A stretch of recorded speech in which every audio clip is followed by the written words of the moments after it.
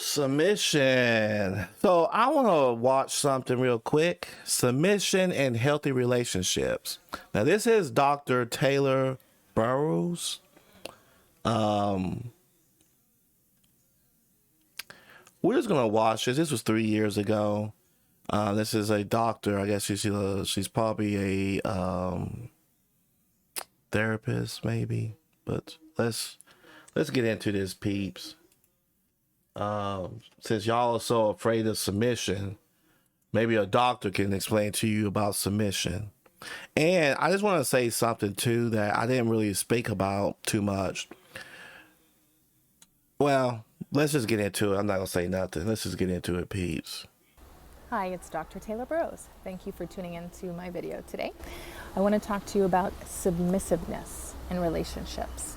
So if you haven't been here before, don't forget to hit the subscribe button. And if you like the video after watching it, please do give it a thumbs up for me and leave a comment down below. Let me know what resonated with you or any questions that you might have. And speaking of questions, there is a notes and I can answer your questions and give you a customized, personalized, one-on-one with any of the relationship between a man and a woman who's heterosexual. It's really important for there to be somewhat of an expectation or roles being met. You don't want to go into a relationship floundering, not knowing what the structure is, right? So you know what? I just want to say this off rip. Now, didn't I just say this a couple of videos ago? There has to be roles in the relationship, and especially if you're gonna get married, right? There has to be roles. Men have certain roles that they play. Women have other certain roles that they play, right? Men and women are different. We're not the same. Okay, so those roles are gonna be indicative to the gender itself. Again, easy situation would be, I'm a guy, so me personally, I'm not going to have my woman picking up heavy objects. That's not your damn job, right? Now listen, I get that there's those strong, independent, I don't need no man. Listen, they can do all they can do. Let them do what they do. Let them break their back. But us normal people know that there are things that men can do better than women and things that women. Let me just give you constructs, right? Men typically are going to be more of the labor type people, right? They're physical labor. Women are more social, so they're going to be more in tune to the social society, right? They're the ones that keep those relationships moving, keep them grounded, keep them locked, right? Men are just out here just trying to get stuff done, trying to build shit. Women are going to be more. That's why you notice there's more women on the internet making TikToks and all that stuff. You don't see too many men doing that. Men ain't got time for that shit. Anyways, I want to just point that out there that you have to have roles, right, in relationships. It's not we're equal and all this other stuff, because trust me when I say this, gender roles are not going to be equal, regardless of what, even if she says it is, it's not going to be equal. It'll never be equal between us. We're not built to be equal, but let's keep going. you're going to have these types of talks along the way as you get to know someone. Matter of fact, I'm going to even correct her and say that you need to have these talks when you first start talking to the person. So when you're building a profile online, you need to already have what you're willing to do in a relationship. Stop worrying about what you want to get out of it. Start talking about what you are going to do when you get into a relationship. Same thing with the men. Men need to say, hey, this is what I'm going to do. I work. I got my cars, I'm paying on all the bills and all this other stuff, right? So I just need a woman to do ABC. Women can say, hey, this is what I'm going to provide, right? The cooking, the cleaning, the taking care of the children. And I just need someone to provide the excess stuff, right? When it comes to the car maintenance, when it comes to house maintenance, cutting the grass, have talks with each other about stuff like that, right? That's where y'all go wrong in relationships, because you all don't define the roles of what you're going to each do and see if there's something that's going to be workable between you two. Y'all just go into these relationships blindly, or like a lot of people do, y'all go into relationships with the idea of, well, it's just all about sex, and it's not. But let's keep going. You value, what do you aspire to, what are your likes and dislikes, make sure that your lifestyles align so that you have the same goals for the future, not just your personality and your chemistry, your sexual intimacy, but all of those values and standards are really, really important in the vetting process while you're filtering through the people that you're dating. Now, once you get to that point, hopefully you're a healthy human being and you're mentally fit, you're physically. Peeps, I want y'all to, I'm gonna go back a little bit. I want y'all to hear what she just said. Okay, because I've been saying this for a couple of videos now. Hear what what she's saying. You're filtering through the people that you're dating. Now, once you get to that point, hopefully you're a healthy human being and you're healthy human being. Let me go back to make sure y'all heard what she said, because I don't think y'all heard what she said.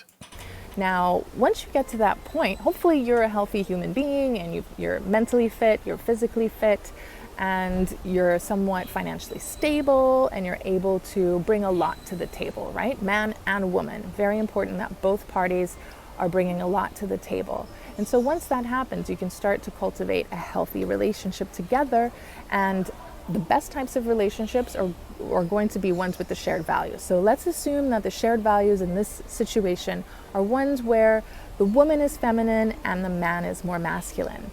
And in that dynamic, it's going to be really important for there to be a leader, someone who, not necessarily to be an overbearing, dominant leader, but someone to take the leadership position as the captain, and then the other person to be the co-captain. And if you've ever been around or seen any sort of movies, or hopefully it's a more realistic version, but if you've seen anything with ships involved in a captain and co-captain, they're a team and they work very well together. They know what to do, they know what their skills are, their roles and expectations, and they're able to perform their roles successfully, smoothly. And they don't even have to communicate that directly after a while, because they've done it for so long that you can kind of have that sub-communication or have that shorthand communication that, you know, when you got to put the sail up and you got to go down and get something. And I don't even know all the... Well, so she's blabbing. So let me explain something to y'all. Since y'all women like to be men out here, right? So let's get with y'all. Y'all just heard what she said, right? So let's flip the script. Let's say you got a more masculine female and then a feminine man. Okay. I hate to tell y'all women this, but you want to be masculine, you got to be a leader. And it's not, oh, I'm going to be a leader at this point, but then I need you to be a leader. No. You always got to be the leader. So if you want to be I'm strong, independent, don't look for a relationship. If you want to be in a relationship and you have this I'm going to be a man syndrome, that's fine. You're going to find a feminine guy. But what I am saying is nothing wrong with that. I know a lot of women that are more masculine. The man is more feminine. But she doesn't have this expectation that this guy is going to be more masculine. She's the one that does all the grunt work. He just works, pays some of the bills, takes orders from the wife. There's nothing wrong with that. But keep in mind, this guy here is probably not making six figures. He's probably going to be working at the same job he's going to be at for a long time, not progressing. No dreams or ambition. Okay. No dreams or ambition here. Okay. Which means he's probably going to be working minimum wage for the rest of his life. Probably not going to get a promotion because he has no drive. Because that's not a feminine trait. Feminine trait is not having drive. Having a drive is more masculine. That's what you want to be, right? What I am saying is that you as a masculine woman cannot get mad at this feminine guy for being who he is when he's accepting who you are.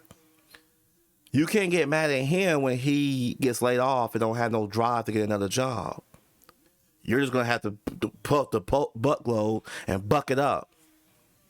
Stop complaining. Stop complaining to your girlfriends about how you wish you had a real man. You are with a man. Like I stated before, you are who you attract. That's why I say if you are this type of woman, this masculine woman who always complaining about the type of men you date, look at yourself in the mirror. Do you really want to be a man? Do you really want to be a woman? See, feminine women, like I said, don't have the issues you have. They're actually happy in their relationships because they allow the man to do what the man needs to do. He leads, he makes the money, he pays the bills. She helps out when needed. She might go get a second job, and bring in incomes to help towards the bills. But she allows him to do that. Like I said, feminine women have no issues being happy. They have no issues with relationships in general. They have no issues with men. The only people that have issues with men are masculine women because they're trying to compete with us. But again, like she said, piggyback into what she just said a minute ago, you need to be a healthy human being. If you've been hurt, oh boo-hoo, go cry river. If you're not gonna come out here and give it your all, stay out of dating, peeps. But you get what I'm saying. So in this case, the female is going to be bringing all of those feminine characteristics, and in her role, it's going to be more submissive as the co-captain, and the man is going to have more of the deference. So that's the word that I like to use because to me, it communicates respect. So the woman is going to be respecting ultimately that man's role as the captain. And even if she disagrees, that's fine. You can say, give your input, just like a co-captain would, but ultimately the captain makes the last call, right? Somebody has to make the last call. Even me. And this is where the whole submission thing goes down the hole with a lot of modern day women. Ultimately, it's not about control. It's the fact that you as a woman trust the man to be the leader and to make those tough decisions. Trust me, he's not going to steer you because you chose this man. He's not going to steer you in the wrong direction. I love when women sit here and say that, oh, I was in a controlling relationship, because I don't believe it was a controlling relationship. I think what it was is that this woman thinks that she was going to get her way when she didn't know anything about what was going on. Most women are not in tune with the real world and how the real world operates. That's why you as a woman is supposed to find a man that you trust taking the lead. Okay? That's what it boils down to, peeps. And it's not about control. You have the opportunity to have input, right? And let me tell you something. A lot of men will tell you up front, they prefer to have the input from a woman because they can see both perspectives. But ultimately, they're going to make that final decision, right? They're not going to steer your family to a damn cliff and die. That's not their goal. Now, will their decision making sometimes fail? Yeah, just like with anything else. But you know the one thing that will happen? They will remember it failing, and then they will change. That way it doesn't happen again, right? So that's just the basis of what submission is, right? And not only that, what I was going to say earlier is that men have to play the same role. We have to submit to you all, right? But hold on, I digress. Let's finish this video. When I'm on TV and I do the news, there's a director and a producer. And when something goes wrong or whatever, someone has to make the call. And there's a particular hierarchy so that it's not just chaos and nothing gets decided and then it's a mess. Facts. So you know life gets messy. So if you're in a household, in a partnership, because it's hard being in a partnership. That's why some people do opt to stay alone, because it's a lot simpler. Whatever the decision is, you know you're making it. But when you're in a partnership and with family and kids, it gets a lot more complicated the more people are involved. So that's why this type of system is a lot healthier for everybody, and it benefits everybody. And then the best thing about it is when you have that healthy bond, you're not going to be blaming anybody if something goes wrong. You're in a team mentality, and if something goes wrong, you just address it like it's a problem that needs to be solved. Yep. You have faith in the efficacy of the system, Yep. and you trust that the person's going to be doing their best. Yep. You're not being, distrusting, and you're not assuming that someone is trying to hurt you or mess things up. You're assuming that they want the best for you and that they think the best of you. And so that comes with trust, that comes with intimacy, that comes with a lot of effort in really being a cohesive system together. And so in regards to the submission, I like to look at it like you're submitting to that. You're submitting to that macro system idea of how it works in a healthy way, effectively and efficiently. And once you're surrendering or to that, then he is the more dominant one and you are the more submissive one. But again, it doesn't mean that you don't play a role. You do have a say. You can switch it up depending on circumstances, but ultimately this is your default pattern. And I'll give you an example, even with me, okay?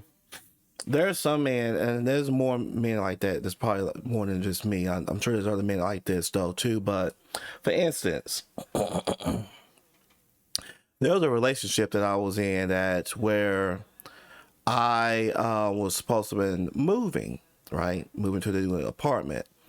And so, yeah, I know how that goes. I know how I've moved quite a bit.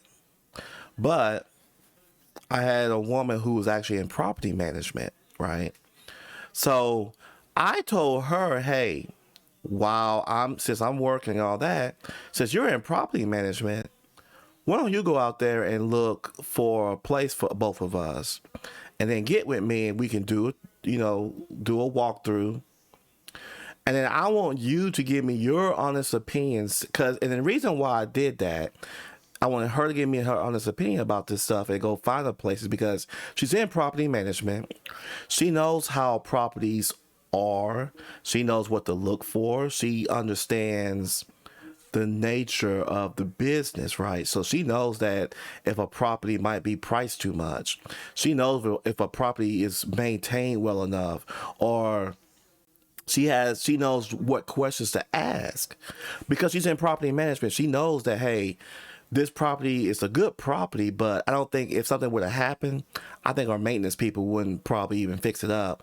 In fact, the property that we saw, I saw so many red flags in that apartment. It was just not for us, right?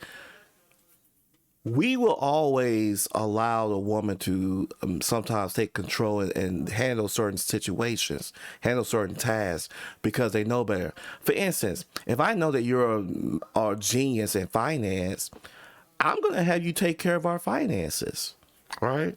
Why wouldn't I? You're the expert. You got a degree in finance. So why wouldn't I allow you to handle the finances of the family, handle the finances of the relationship, right? We make decisions. A true leader, let me explain something about a true leader. A true leader knows weaknesses and strengths. I know my weakness is in finance, right? I'm just going to be blunt. My finances, crap. But if I meet a woman that is good at finance, she's going to be able to say, hey, okay, you need to cut back on this. Yes, you can have this, but this will be a lot better. You need to invest in this. You need to take your money. It's great that you're doing this with your money in your 401k, but you need to do this better. This will be more lucrative. I'm going to have her take care of the financial stuff, right? Because she's an expert in it. And so I just want to bring that up, that submission isn't always about the woman submitting to the man. Men have to submit to women too, but we do it in a different way. Peace. That's the key. We do it in a different way. Pattern. And he as well is going to be submitting in his way to you because you play different roles. So you're getting a lot from having him as a partner, right? He's bringing the provision, the protection, and the love that you so desperately want, right? Mm-hmm. Because women love to be validated. They love to be listened to ad nauseum. They love to have that person there to give them attention and to shower them with all of that sexual intimacy that they also want to be desired. Mm-hmm. And men also need to be getting value from their female partner, and that's usually those feminine characteristics of pleasantness, support, warmth. They want affection too. They want sex. They want that touch. But ultimately, they want to know that the household is safe and it's secure. It's not chaotic. It's well kept, and you can do your own thing and have your own individual time and personality, of course. whatever it is that is important to you, but you don't want that to overshadow the entire team or the entire system. So it's really important to keep that boat floating and steering well in whatever waves or storms or weather comes your way. So I want y'all to understand what she just said. Us men have to submit to you. Okay, we have to submit to you. And how we do it, we're the ones that when there's a bump at the night, we have to go downstairs to see, oh, okay, who is this at 2 o'clock in the morning banging on my door? Or if we hear something, a glass break downstairs, guess what? We know we don't got no pets. We ain't got no damn kids. It's just us. Are you gonna go down there and see who the fuck it is? No, many of you won't. You want the man to do it, so the man can lose his damn life. Right? So we bring stuff, so we not only do you submit to us, but we have to submit to you. There are some things that you have to have, right?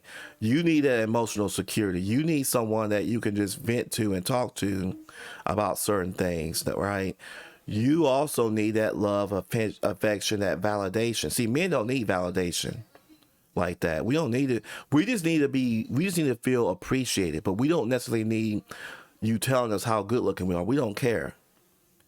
We would rather you say, you know what, I appreciate you being in our life, in my life, and actually show it. How do you show it? Your femininity. But that's all I'm going to do on this video. I just wanted to make it clear that women don't just submit. Men have to submit too, but we submit differently. Okay? That's the key. And I just said this a couple of days ago. Relationships are not hard. They're hard because you are a selfish person. If you are a selfish person, relationships are going to be hard for you. Anyways, I am out. You take care. Peace, and I am gone.